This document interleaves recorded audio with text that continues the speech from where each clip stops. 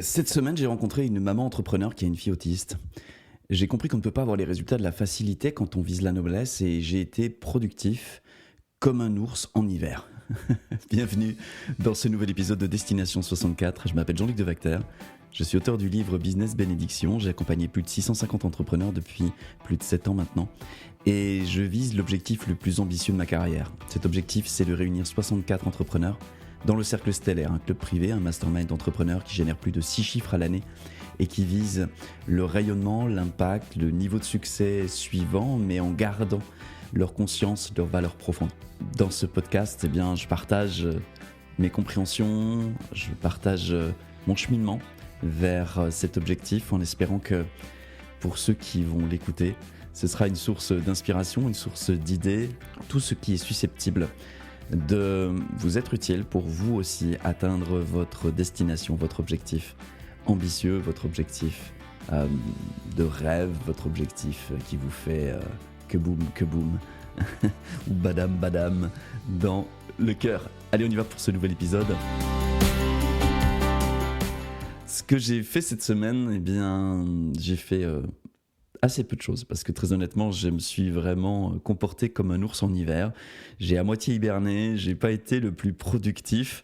Je pense que mon plus gros exploit cette semaine, c'est d'avoir fait la paix avec le fait que je peux pas toujours être au top, que je peux pas toujours avoir l'énergie de la conquête et que quand je pousse beaucoup d'énergie, quand je donne beaucoup à certains moments, ça demande aussi d'avoir des moments de régénération, des moments où l'énergie n'est pas tournée vers l'extérieur, mais plutôt tournée vers l'intérieur. Et dans ces moments-là, je fais rien de très glorieux ni très productif vers l'extérieur. Donc voilà, cette semaine, ça a été surtout constater qu'il n'y avait pas l'envie, l'énergie et ne pas chercher à la pousser à tout prix, ne pas m'enliser dans une forme de culpabilité. Ça a été vraiment comme une sorte d'accompagnement psychologique où je me prends par la main et je me dis « Allez, souviens-toi que tu as fait des choses puissantes les dernières semaines et souviens-toi que ton objectif est extrêmement puissant. Fous-toi la paix aujourd'hui. Tu verras si ça va mieux demain. » Donc voilà, mais j'ai quand même fait des trucs cette semaine. J'ai tout d'abord, ça y est, elle est sortie du four comme un bon petit pain chaud. La nouvelle page de vente du Cercle Stellaire qui a été entièrement refondue par mon graphiste avec qui je travaille depuis plusieurs années. J'adore travailler avec des gens sur la durée. Je ne sais pas comment c'est pour toi, mais je me rends compte qu'à chaque fois que je travaille avec quelqu'un et que si c'est un bon match au départ évidemment, chaque fois que je répète les collaborations, petit à petit ça s'affine. Il y a comme à la fois de la tranquillité qui se pose dans le fond et à la fois une meilleure compréhension. Donc c'est toujours plus réjouissant pour moi. En plus de ça, je suis un affectif. Donc ça me fait plaisir, c'est pas toujours possible, mais ça me fait plaisir de pouvoir tisser des collaborations dans la durée. Donc voilà, c'est un graphiste avec lequel je travaille depuis bien longtemps et qui a fait une petite merveille de page de vente que je vais avoir de la fierté à montrer. Et je me suis rendu compte que ça, c'est vraiment super important pour moi. J'ai une valeur esthétique haute et je pense qu'on ne peut pas vraiment faire l'impasse sur nos valeurs hautes. Même si nos valeurs hautes, certains coachs business ou certains marketeurs ou certains gourous du business vont nous dire que pour générer du chiffre d'affaires, la valeur esthétique, elle n'est pas très importante. Et c'est quelque part vrai. En fait, ce qui se passe, c'est que moi, je ne peux pas marcher sur mes valeurs hautes et j'ai besoin que ce soit beau.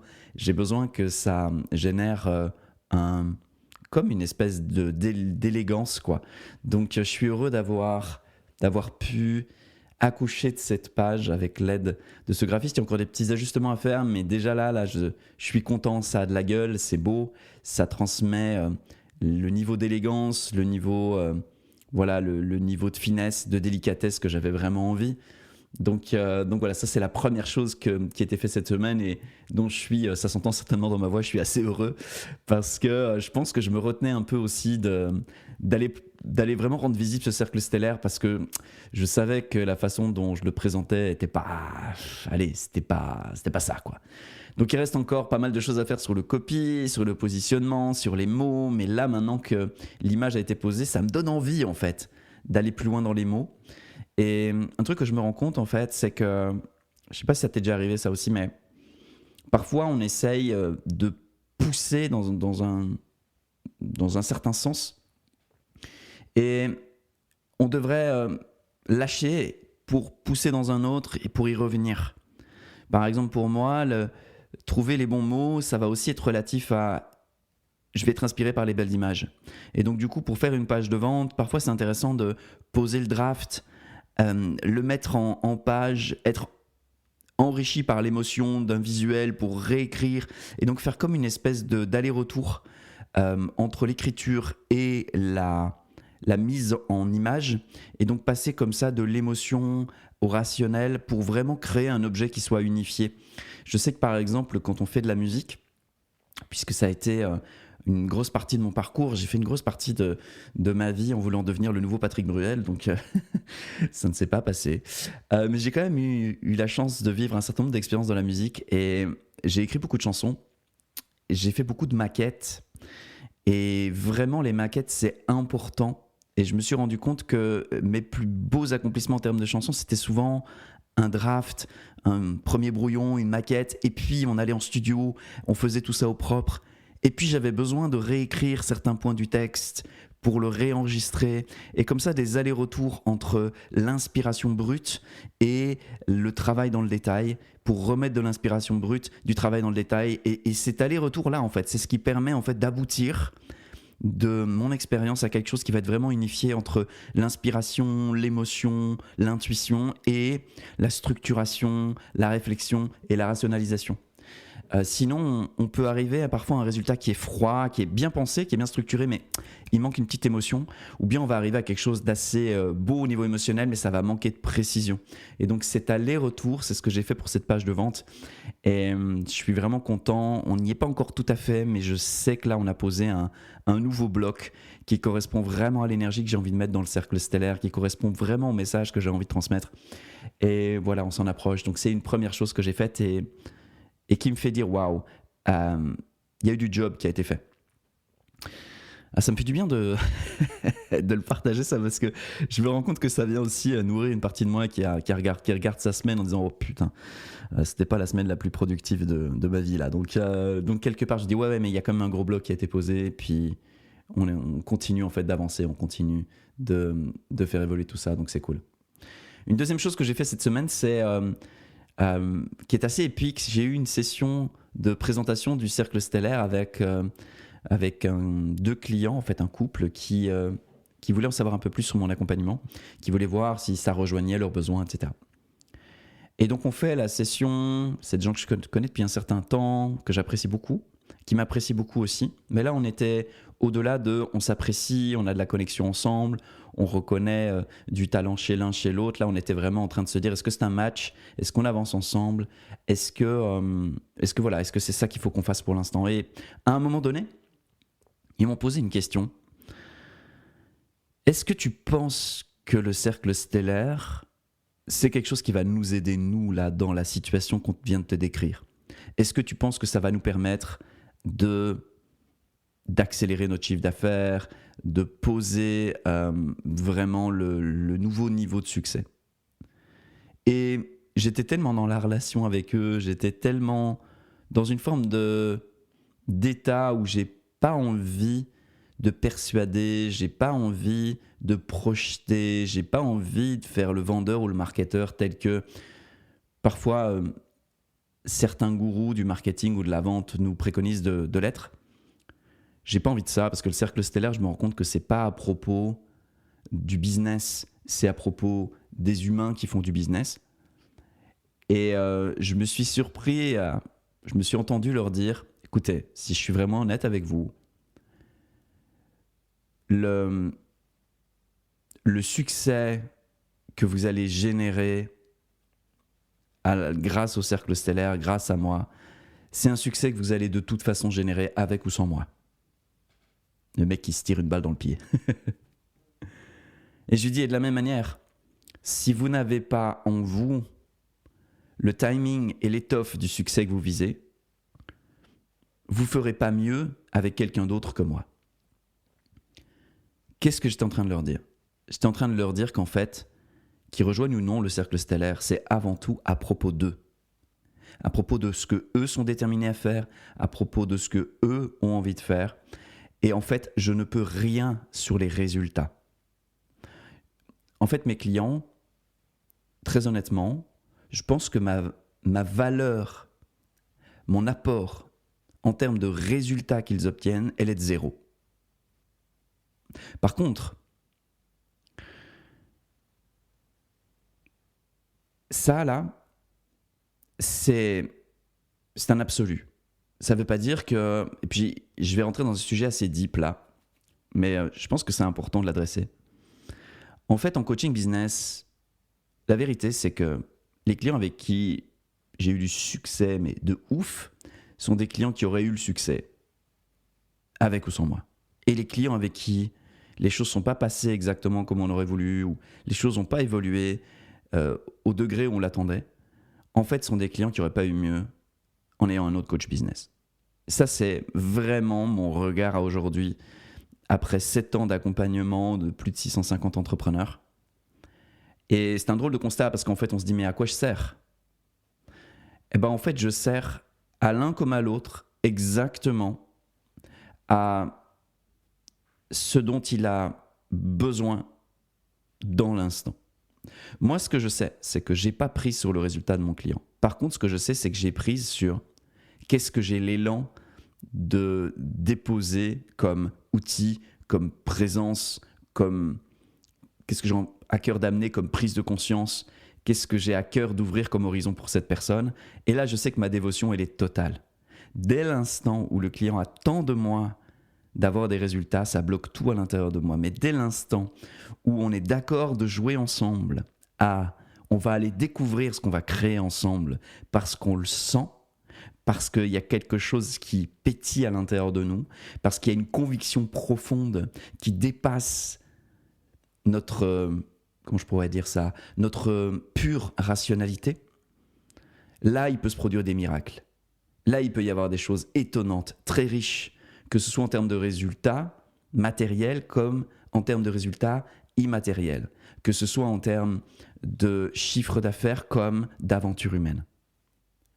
Ça, c'est vraiment un truc que je me rends compte qui est fou parce que dès l'instant où j'ai en face de moi un client qui accepte de lâcher sur le fait de je vais utiliser cette personne pour me rassurer sur le fait que je vais atteindre mes résultats, dès l'instant où on lâche le moment, où on essaye d'utiliser l'autre pour se rassurer, on peut ouvrir un espace dans lequel on est ensemble à aller découvrir ce qui est possible. Et là, je sais que je suis inspiré. Et là, je sais que tout à coup, j'ai les bonnes idées de mise en lien, j'ai les bonnes intuitions qui vont fleurir dans les coachings individuels, j'ai les bonnes indications sur ce que je dois passer au niveau du groupe, dans les sessions qu'on a tous les mois, des sessions très intenses de coaching collectif, de mise à disposition de modèles de pensée et le but étant d'amener vraiment des prises de conscience pour ouvrir les horizons, pour générer des résultats encore jamais imaginés. Tout ça là, c'est possible à partir du moment où la personne en face de moi ne me demande pas de porter la responsabilité de son succès.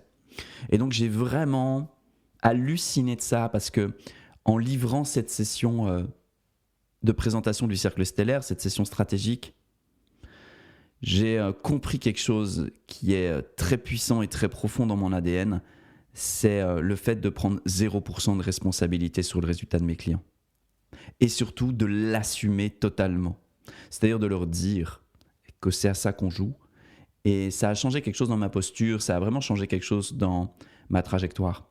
Donc ce que j'ai fait cette semaine-là m'a vraiment fait prendre conscience de quelque chose, je crois, d'important, que je vais pouvoir évidemment tester et dont je pourrais parler dans ce podcast. Cette semaine, j'ai également livré une journée de mentorat, c'est-à-dire que j'ai pris ma petite voiture, je suis monté à Toulouse, j'ai garé ma petite voiture dans un parking souterrain. Je dis ça parce que ça me stresse toujours. Ça fait que 4 ans que je conduis, 4 ans et demi. J'ai appris à conduire pour la naissance de ma deuxième fille, parce que je me suis dit qu'il fallait que je sois capable de me lever en pleine nuit puis de conduire sa maman à l'hôpital en urgence si nécessaire. Donc j'ai appris à conduire à cette occasion-là. Donc c'est toujours un peu stressant pour moi parce que j'ai pas encore l'habitude de rentrer dans les parkings souterrains. Donc c'est déjà un petit challenge. Je commence avec un petit challenge cette journée de mentorat. Et puis, je me rends dans un magnifique coworking et j'accueille mon invité du jour. J'adore ce format parce que je sais que pendant une journée complète, je vais être complètement orienté, concentré sur un être humain, sur son projet professionnel, sur son entreprise. Et je sais que chaque journée est différente parce que les besoins des personnes sont vraiment différents.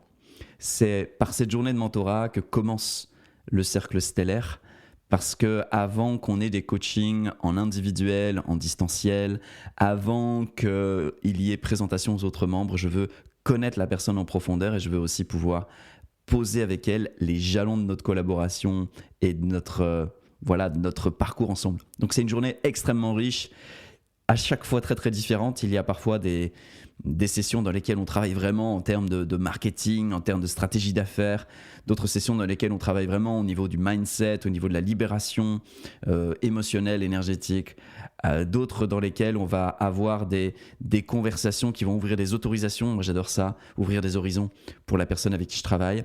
Donc ça peut vraiment aller depuis grandir en conscience, à grandir en résultat, à un peu des deux, à un peu plus de l'un vis-à-vis de l'autre. Mais je sais que pendant une journée, je suis avec la personne et c'est juste un format que j'adore. J'ai vraiment besoin de rencontrer les gens. En plus de ça, on va manger ensemble le midi. Enfin, donc il y a un vrai truc de une journée en immersion. Je m'amuse à noircir un tableau blanc. Ça, c'est un outil que je trouve extraordinaire. Quand on réfléchit, quand on est vraiment en brainstorming, c'est un tableau blanc où on peut effacer, on peut écrire tout et n'importe quoi, on peut écrire des schémas. C'est vraiment pour moi un outil, une ressource qui est vraiment dingue. Ouais, je partage ça au passage parce que c'est vrai que quand on est un peu créatif, quand on doit un peu réfléchir, quand on doit ouvrir des brainstorms avec une personne de notre équipe ou plusieurs personnes de notre équipe, le tableau blanc, là, c'est vraiment un truc qui est vraiment nice, quoi. Voilà les 3 actions qui ont ponctué ma semaine et qui ont un impact direct sur la suite de l'aventure.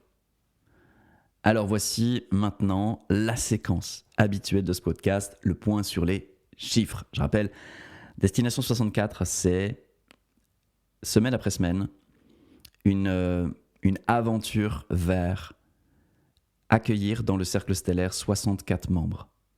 Aller propulser à la fois dans le monde, rendre visible cette proposition, continuer d'affiner la proposition et d'augmenter la valeur qu'il y a à l'intérieur, la valeur perçue et la valeur livrée, et en même temps devenir meilleur à en parler, devenir meilleur à le présenter, devenir meilleur à sélectionner les bonnes personnes. Bref, c'est tout un tas de compétences sur lesquelles je vais être obligé de grandir tout le long de cette aventure. Alors, on vise 64 pour le 19 juillet 2024. J'aurai 45 ans. Et aujourd'hui, nous sommes à 10 plus 1 qui arrive en juin. Donc aujourd'hui, on est à 10 membres et demi et on s'en va vers 64. Voilà pour ce qui est des chiffres. Cette semaine, j'ai également été... j'ai mis en place une habitude que j'avais mis en place il y a quelques années de ça et qui avait été génialissime et que j'ai remis en place, qui est l'habitude de consacrer 30 minutes chaque jour à la lecture. Alors j'ai plein de livres, je me fous vraiment la paix par rapport à ça, je me dis pas je prends un livre et il faut que je le finisse avant d'en ouvrir un autre. J'ai une de mes très bonnes copines qui m'a dit non, toi tu as une typologie, tu dois toujours avoir 27 livres ouverts, puis quand tu as envie de lire 2 pages, tu lis 2 pages, si tu as envie de lire un chapitre, tu lis un chapitre, tu dois vraiment fonctionner avec cette flexibilité-là. Et elle m'a vraiment redonné le goût et l'envie de me remettre à la lecture, parce que oui, j'avais besoin d'entendre le fait que c'était ok d'avoir, là je regarde, là juste en face de moi, il y a, il y a je pense 8 ou 9 livres, voilà, sur plein de sujets différents, pas que des sujets business. Je lis sur le slow sex aussi en ce moment, je lis un ouvrage qui s'appelle, un roman qui s'appelle Anna et Mr. God, qui est vraiment un chouette bouquin, plein de bons sentiments, voilà, bon bref. Et puis je lis également l'almanach de Naval Ravikant, ou Ravikant, un guide pour s'enrichir et être heureux, avec une préface de Tim Ferriss, qui a été l'auteur de La semaine de 4 heures notamment, et de je ne sais plus quoi des géants, qui est un très gros bouquin dans lequel il explique les habitudes des gens qui ont des performances et des résultats complètement ouf, donc très intéressant aussi. Et donc l'almanach de Naval Ravikant, ou Ravikant, voilà, bref. C'est un chouette bouquin et je voudrais juste te partager un petit passage qui m'a complètement fait décliquer ce matin. C'est des choses que j'avais déjà entendues, mais je sais pas si t'as déjà arrivé, mais parfois t'entends des concepts et puis c'est à la 4e anecdote, c'est à la 5e histoire ou c'est à la 6e fois que tu le lis que tout à coup ça te percute à un endroit où ça t'avait pas encore percuté. C'est pourquoi j'ai repris cette habitude de 30 minutes de lecture par jour, même si je passe d'un livre à l'autre. Et donc ce matin j'ai lu ça. La semaine de 40 heures sont un vestige de l'ère industrielle.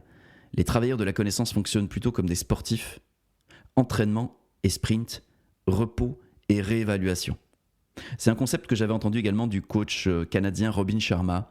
Si tu veux performer à un plus haut niveau, tu dois apprendre à te restaurer, à te régénérer à un plus haut niveau. Et donc, du coup, ça rejoint vraiment cette notion-là. C'est-à-dire, ce n'est pas parce que je travaille 40 heures semaine, etc., que je vais être performant. C'est parce que je suis capable de performer à un très fort niveau avec une très grande intensité.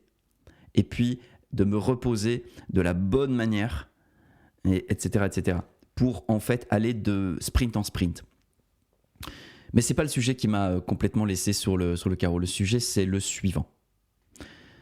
La vente illustre bien ce principe. En particulier dans le très haut de gamme. Être agent immobilier pour le tout venant, ce n'est pas forcément un job de rêve. La concurrence est féroce. Mais si vous devenez un agent d'élite, que vous soignez vos efforts de publicité et que vous mettez en œuvre de bonnes techniques de vente, vous réussirez peut-être à vendre des manoirs à 5 millions de dollars en 10 fois moins de temps qu'il n'en faut à d'autres pour écouler laborieusement leurs 2 pièces à 100 000 dollars. Voilà un boulot où les résultats sont déconnectés des efforts. En fait, ça rejoint vraiment cette notion de... En fait, ça rejoint vraiment cette notion de... Plutôt que de faire beaucoup dans la médiocrité, c'est de faire peu dans l'excellence. C'est une notion que j'avais vraiment entendue à de multiples reprises, mais ce matin, je l'ai écoutée à partir de ma posture. Et aujourd'hui, ce que j'essaye de viser, en fait, en réalité, c'est pas seulement doubler mon chiffre d'affaires, c'est beaucoup plus que ça. C'est accéder à un monde différent de celui dont j'ai l'habitude. C'est performer à un niveau où j'ai jamais performé auparavant. Et donc, en fait, en réalité, quand je lis ça, je me rends compte que ce qu'il faut pour devenir cet agent immobilier capable de vendre des manoirs à 5 millions de dollars, c'est vraiment passer un cap. Parce que la raison pour laquelle tout le monde ne fait pas ça, c'est parce que l'immense majorité des gens ne se sentent pas, et en tout cas c'est mon cas, à l'aise avec ce qu'il faut faire, ce qu'il faut mettre en place, la discipline qui doit être intégrée, la confrontation avec certaines limites, donc avec certains traumas potentiellement ou certaines blessures, pour être libre de cela, pour pouvoir opérer à un niveau de plus grande efficience, pour pouvoir performer à un niveau de plus haut niveau, pour pouvoir prétendre à vendre des manoirs de 5 millions de dollars plutôt que des 2 pièces à 100 000 dollars. Ce que je veux dire par là, c'est que des coachs business qui proposent des accompagnements, il y en a mais plein. Des gens qui ont créé des masterminds, il y en a beaucoup. Si je veux créer avec le cercle stellaire ce que je veux véritablement créer, ça va me demander d'être et de mettre en place des habitudes d'être qui ne sont pas habituelles pour moi. Et ça engendre, et je le vois, ça engendre des niveaux de résistance à l'intérieur de moi qui sont des résistances émotionnelles, qui viennent toucher les points où en fait tout en moi résiste à ça. Et je pourrais écouter ça. Ou je peux me dire, ok, je sens cette résistance, elle se traduit par un découragement, une envie de procrastiner, une envie de fuite, par conséquent, de fuite dans continuer à faire ce que j'ai fait jusqu'à présent, ou de fuite dans rien faire. Et cette semaine, j'ai bien vu que ma procrastination, en fait, elle repose sur une sorte de fuite émotionnelle parce que c'est challengeant, en fait, en réalité, d'aller prétendre et d'aller exercer mon art à un niveau où je ne suis pas dans une zone de de confort, je suis vraiment dans une zone de challenge. Et ce challenge-là, il est anxiogène, et face à cette anxiété, je sais intellectuellement que c'est l'endroit où justement il faut que j'y aille, il faut que je m'habitue à cet état d'anxiété, et qu'une fois que je suis habitué, eh bien je m'expose à des niveaux d'anxiété de plus en plus importants pour, de la même manière qu'on fait du sport pour se muscler, bah là je fais une sorte de sport émotionnel pour m'habituer à avoir peur, pour m'habituer à pas me sentir confortable, pour m'habituer à prendre le risque de décevoir, à prendre le risque d'être regardé par quelqu'un avec ce regard qui dit mais pour qui il se prend celui-là, il est personne et il vient me parler, pour qui il se prend celui-là pour penser qu'il peut m'aider, etc., etc., etc. Et s'exposer à ça, c'est pas confortable. Ça m'est déjà arrivé de me retrouver en face de personnes et je voyais bien dans leur regard que elles me regardaient comme n'ayant pas le niveau de les aider. Est-ce que c'était vrai ? Non, c'était pas vrai. Mais est-ce que cette personne le croyait ? Oui. Est-ce qu'elle le croyait pour des bonnes raisons ? Non, mais peu importe, quelles que soient les raisons pour lesquelles la personne me regarde de cette manière, moi je vis et je ressens l'énergie que c'est, l'émotion que c'est d'être regardé comme ça, d'être regardé avec un doute. Ce qui fait le plus mal, c'est pas toujours que quelqu'un vienne nous dire que ce qu'on fait c'est de la merde. Ce qui fait assez souvent mal, c'est l'indifférence qu'on suscite chez les gens. Le fait que les gens nous regardent en disant ouais, c'est pas mal ton truc. Ça fait très très mal. Parce que ça vient vraiment éteindre comme la passion qu'on a. En tout cas, ça peut venir challenger la passion qu'on a.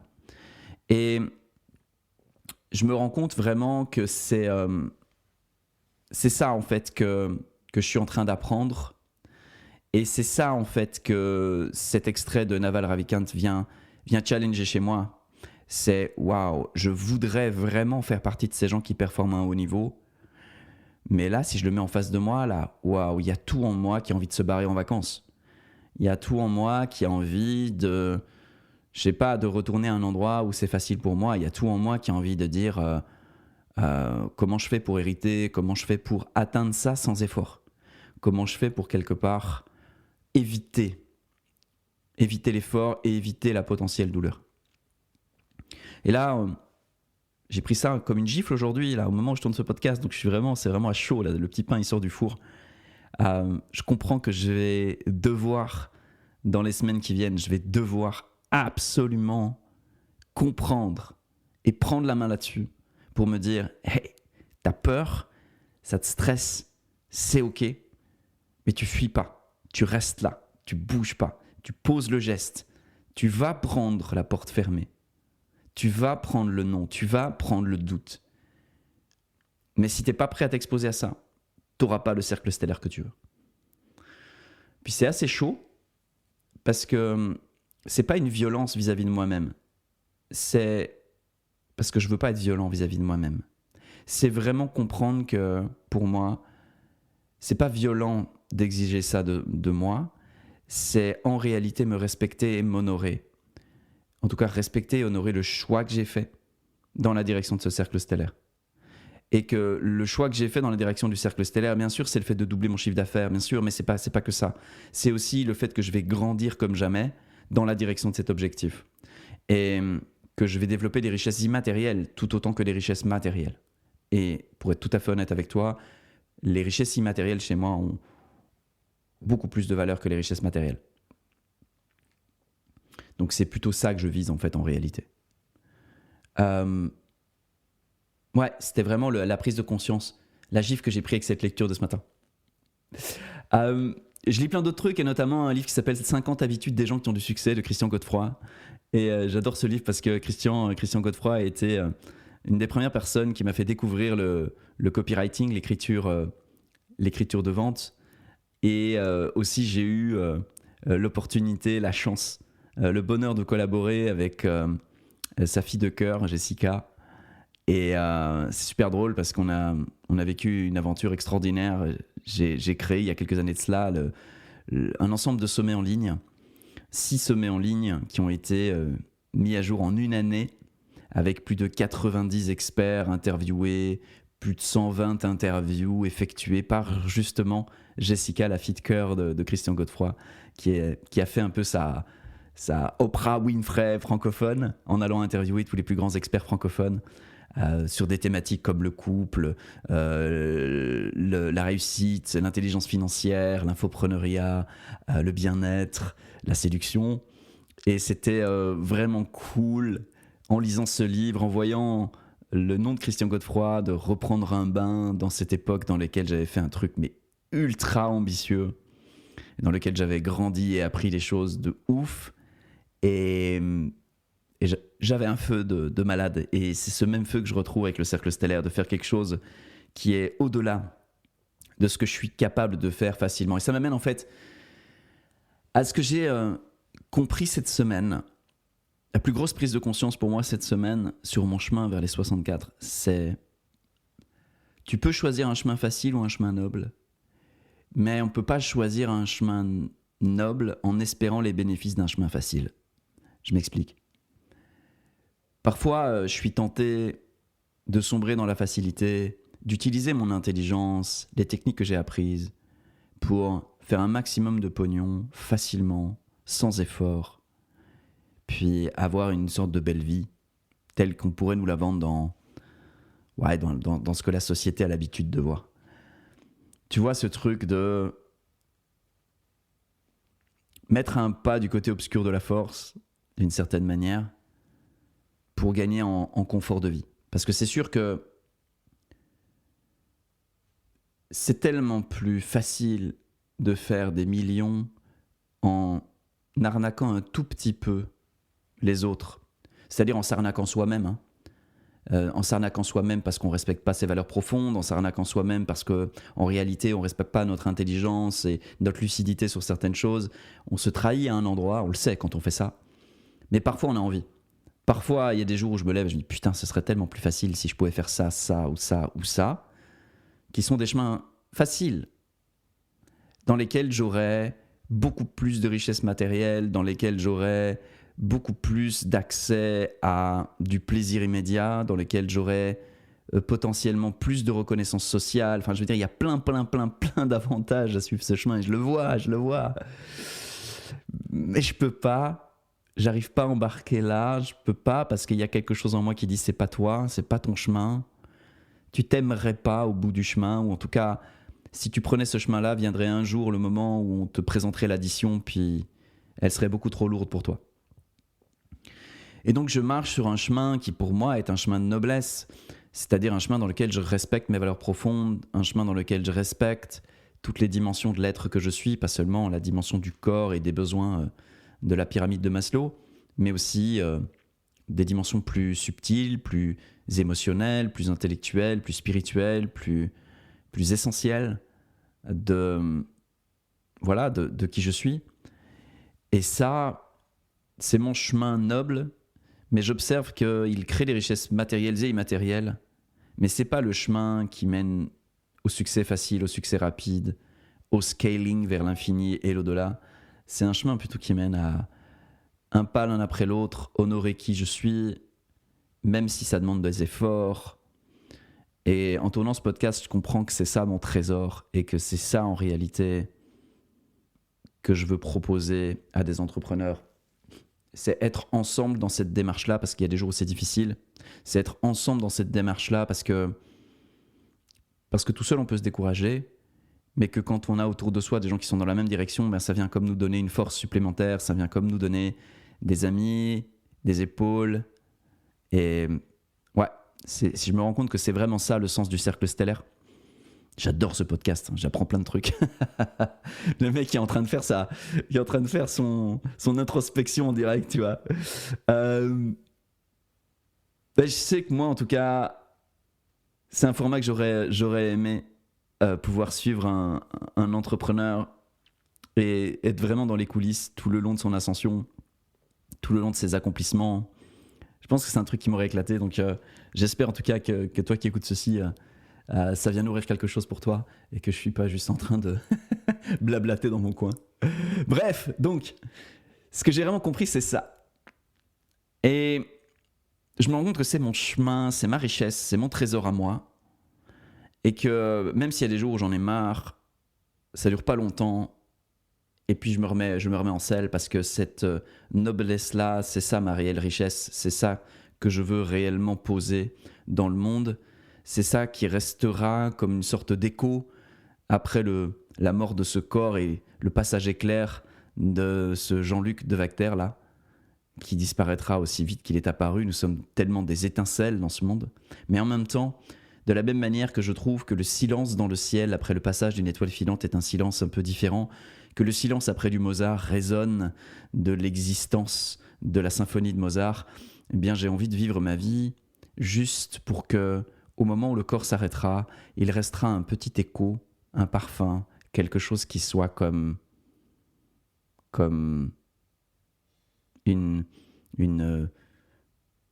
témoignage de la bénédiction, un témoignage du bien, un témoignage de quelque chose qui fait du bien profondément à tout être humain. Et si j'arrive à faire ça, eh bien, je pense que je serai très heureux de l'autre côté s'il y a un autre côté. J'ai appris un truc aussi cette semaine, c'est que je pouvais être apprenant et enseignant sans perdre mon levier de transmission, que je pouvais passer de l'un à l'autre, que je pouvais dans le même espace, avec la même personne potentiellement, pas forcément avec n'importe qui, mais qu'avec certaines personnes c'était ok, ça ne m'enlevait rien à un moment donné, de laisser l'autre être enseignant pour moi, de laisser l'autre avoir le lead sur ce qu'on est en train de faire.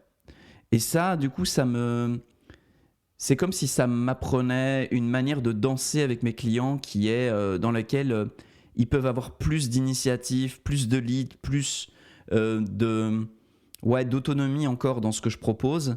Et je crois que ça va me permettre d'être un meilleur enseignant, un meilleur accompagnant.